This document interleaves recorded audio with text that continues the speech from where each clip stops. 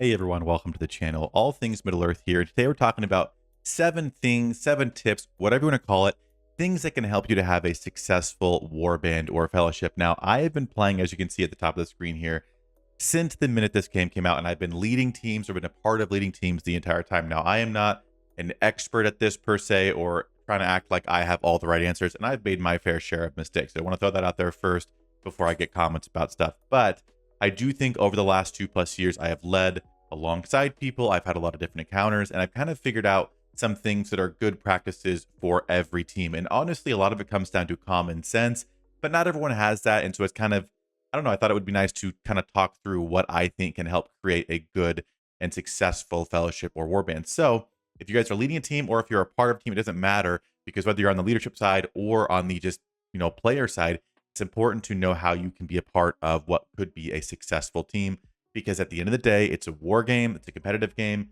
I think everyone's here to win to an extent. I know some people care about it less, but the goal is to go in and have some fun, have some good fights, and try to compete. So if you can be a part of that happening on the leadership side or on the player side, I think it's a good thing. So 7 things that help create successful teams in the Rise to War coming up in just 1 second. Now, if you or your team is spending in the Rise to War currently, I have a top-up link. This is linked down in the description below. This is an affiliate link, so if this link gets used, the channel gets a small kickback, and it does help continue supporting what I do. If you like this whole everyday May, I've been doing a video every day in May, more focused on new players, new guides, mechanics, kind of explaining things for the first time. If you like that kind of content and want to see more, first of all, let me know in the comments below. But second of all, doing things like this, if you are spending, are a huge way to help support this so I can keep making good quality content. As I always say, if you're not spending, this doesn't apply, no sweat. Hit the like button, subscribe, all that stuff does help the channel as well. But now into the actual video.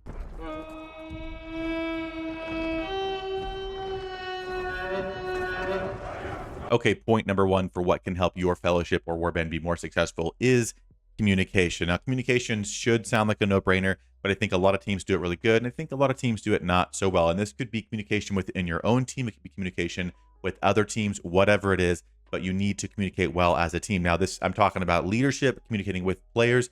So if you are a leader for your team, try and put yourselves in their shoes and think, what do they need to know? If I was a player, what would I want to know to help me be motivated to have the information I need to be successful, whatever it is. And if you're a player, same thing, put yourself in the leadership's shoes. And if there's something you think would be good for them to know or to communicate, over communication never hurts. So in my mind, over communicate. Those teams that do that have a lot more success. So don't be afraid, whether it's in game or some other means, to be talking to your team, be a part of your team, because that can help it be very successful. Now, the next point is going to be planning. Planning is a huge thing. Teams that plan and coordinate and strategize are very successful, which again should be a no-brainer, but there's kind of 2 points to this. So first of all, yes, planning on the map, planning what your next moves are, whether it be at the macro scale like this, saying, okay, we're over here and our plan is to get here. How are you going to do that? What are you going to do if you get attacked in certain areas? It could also be at a very micro level where you zoom in a lot and we're looking just at crossings or tunnels in very small areas, planning what you're going to do, how you're going to advance or defend, whatever it is. So that kind of planning is very important, which should go without saying.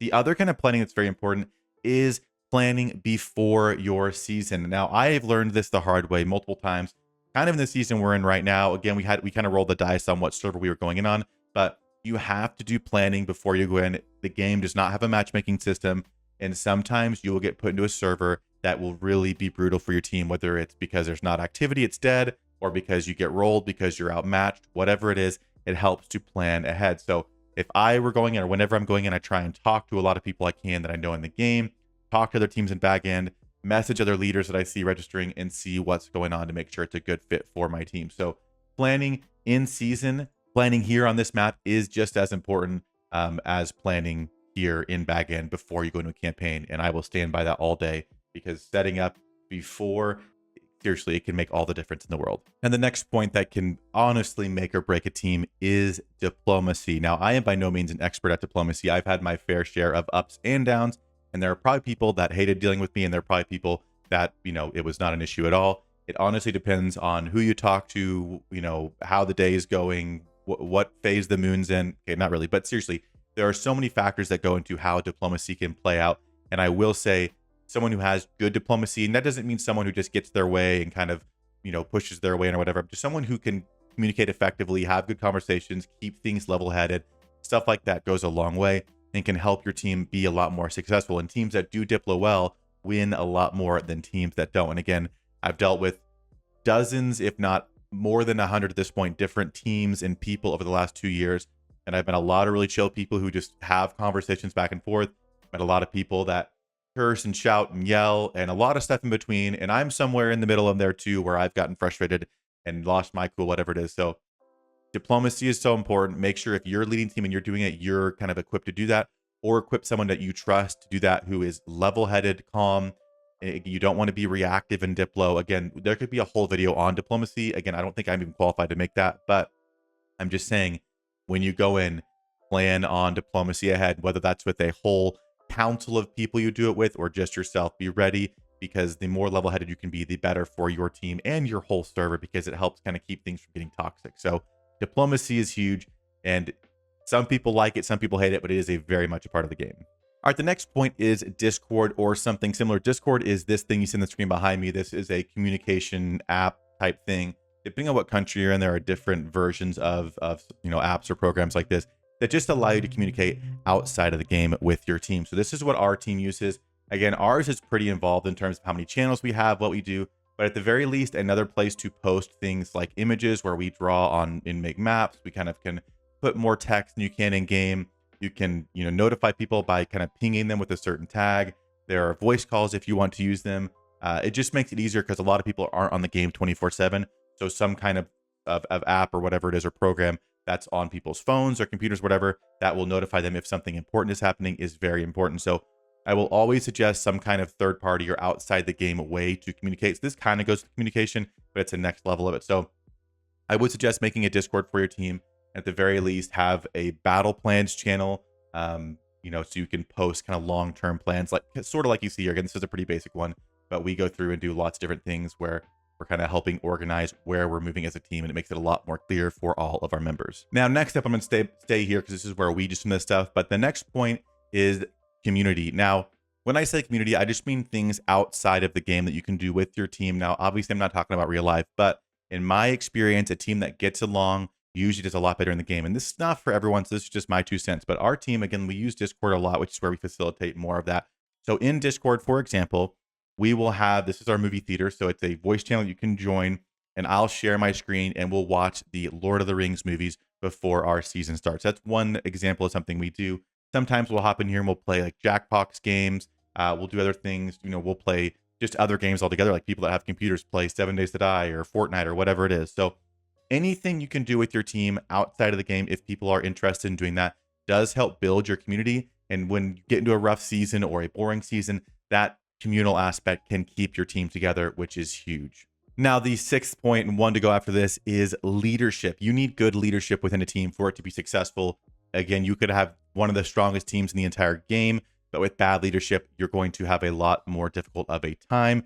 So with leadership, you need, I think personally, 1 or 2 people at the very top leading, making final decisions, making sure that process isn't too drawn out with multiple people. But it's important to have a really good support group around your leadership team. So in our team, how we do it is we have a couple of leaders, and then we have a war council of about a dozen people who we can kind of bounce ideas off of, send drafts of maps we're putting or announcements or whatever they're going out, make sure everything makes sense. So we have a whole kind of small group of people that help make decisions, but ultimately you do need 1 or 2 people to be the ones to have the final say, not because you need to have someone who's all powerful, but just because if you don't do that, decisions will never get made. And if we just left it up to our dozen people and there was no kind of deciding factor, we'd go around and around and around for 3 days trying to decide something very simple. So leadership is super important. So if you are leading a team or starting out and having trouble, I would definitely say try to bring in some people that are kind of like-minded, that kind of, play the game like you do, or agree with kind of how they want to run the team, which we'll talk about in a second. Obviously, you want different perspectives if possible, but you do need people who you can kind of actually get along with and talk to an extent. So leadership is super, super important. Now, this last one, again, not everyone's going to agree on these. By the way, if you agree with these, let me know. If you don't, let me know. Some people are going to comment. I can already see it and just be like, this is all crap. I don't care about it. I just want to play the war game. Nobody cares about some of this stuff.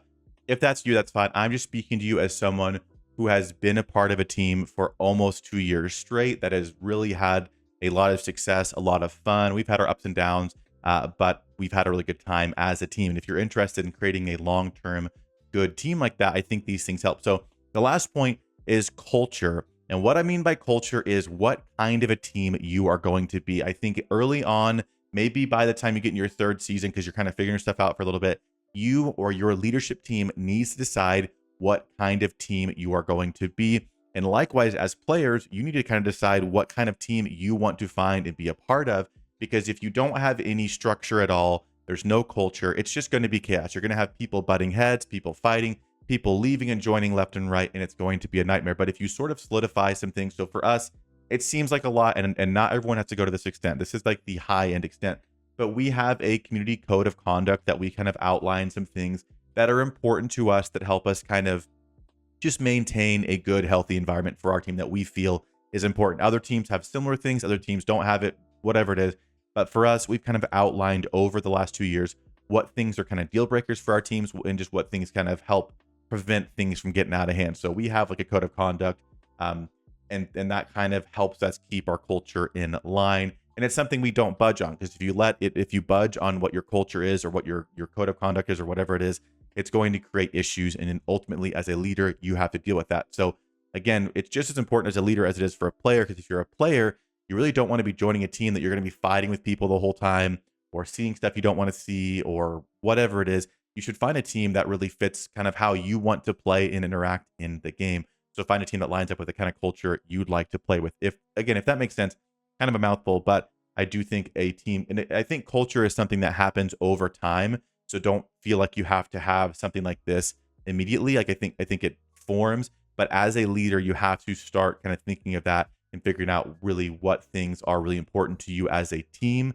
and stick with it. Because I think if you do that, you will have a pretty cool thing at the end of the day. But if you don't have any structure, it really just turns to chaos. And I've seen teams do that over and over again. So some kind of culture that you have is very important in my opinion. But those are just a few things that I think are important. Again, a lot of them I think go without saying. I think they're very common sense, just good things to know. But that also, I say that having led for more than 2 years, so maybe they're not as common sense as I think. So let me know what you guys think.